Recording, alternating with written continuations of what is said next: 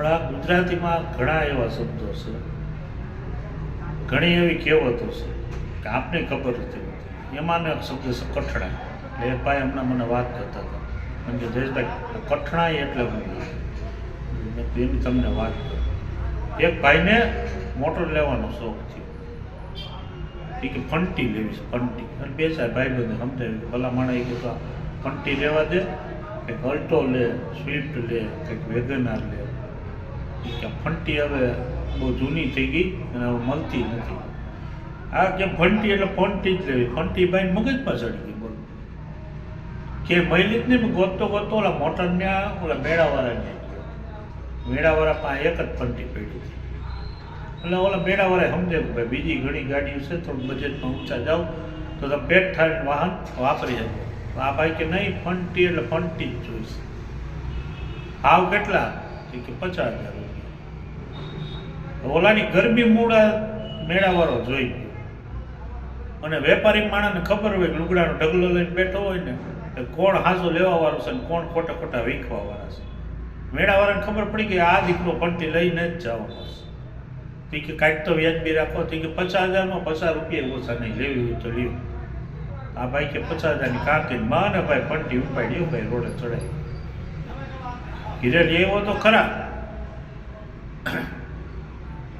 જેમ દર્દી માંદું હોય રોજ ઉઠી દવાખાને લઈ જવું પડે, એમ ફંટીને રોજ ગેરેજે રાંડુમાંથી લઈ જવું પડે.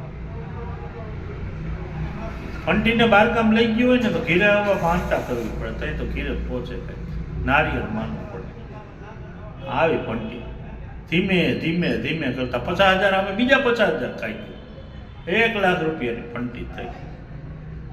પછી તો હરખીથી બનાવી નાખી. હવે કે ખર્ચા ભેગો ખર્ચો. હવે કે ગેરેજ વાળા કે કઈ ઉપાધિ, અરે હવે કે તમે મુંબઈ સુધી લઈ જાઓ કાંઈ ઘટે નહીં. અને ભાઈ હાઈવે ઉપર ચડાવી, છૂટે છૂટ કરી. સરકારે નવે PCR વાન પોલીસ વાળાને નવી ગાડી દીધી પોલીસ સ્ટેશન, અને સાહેબે રોડે ચડાવી. અને આ ભાઈની ફંટી વાહ, ફંટીમાં બ્રેક ઓછી, બીજું તો બધું રેડી હતું. PCR પોલીસ વાળાએ ધીમી કરીને વાહ ધડીંગ કરતી ફંટી ભટકાડી દીધી.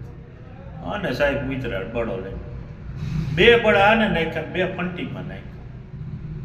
આ ભાઈને ફંટી પરથી મોહ ઉતરી. હવે ક્યાં ગાડી જોઈએ. અઠવાડિયુંથી એમને બાંધી રાખી. પહેલા બેસા ભાઈબંધોને વાત કરી કે આ દેવાની છે, કે આ કોઈ લેવાનું નથી. તું વયો જાય પણ ગાડી નહીં જાય. પછી અહીંને છેડે ક્યાંય ઘરાક ન મળ્યું, જેને પાસે લીધી હતી ને એની પાસે ગયો કે આ દેવાની છે. કે કેટલામાં? કે 50,000 તું લઈ ગયો તો કે તો આનું તો કે આનું હવે 20,000 આવે ભંગારના ભાવે. કે 20 તો 20 આપો, બીજું હું કે 1 લાખના 20,000 ગયેલા. આનું નામ કઠણાઈ. કઠણાઈ એટલે બીજું કાંઈ નથી. આપ સૌ મને સાંભળો એટલે ખૂબ ખૂબ આભાર. જય દ્વારકાધીશ.